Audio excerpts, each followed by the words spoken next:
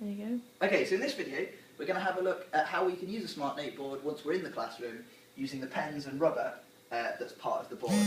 So we're using the same notebook file that we looked at in our previous screen recording, and I'm just going to show you how to interact with it standing from here. So the first thing is that the board responds to a finger touch just like it was a mouse, so I can drag around any bars, I can move around my shapes, and I can use any of the buttons in the toolbar just by clicking on them.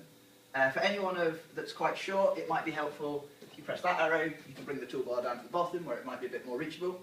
So I'm just going to create a new page and drag it to the end of my file to show you how we can use some things.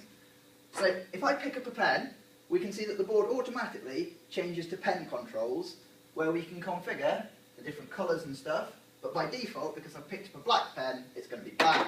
If I pick up a red pen, it's going to be red, and I can just write on the board with the pen. The board will also respond to writing with a finger. If it's in pen mode, we can then rub out by picking up the rubber and rubbing out. Or, again, with the rubber, is selected, we can use our fingers. One other thing that you can do with the rubber is if you draw a circle all the way around and then tap in the centre, you can rub out a large amount of things all at once. If you need access to a keyboard while you're standing in front of the boards have a button on them which should bring up an on-screen keyboard, and also a button that lets you simulate right mouse clicks.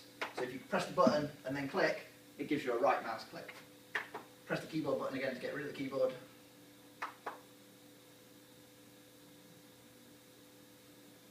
Or not. That should be a thing. Oh, one other thing that you can do, in the pens, there are different kinds of pens.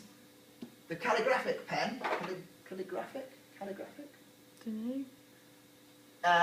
Gives much better looking handwriting than under the standard pen. The other useful pen is the magic pen, which allows you to draw a circle round something to put focus on that object, or a square round something to zoom in on that part of the screen.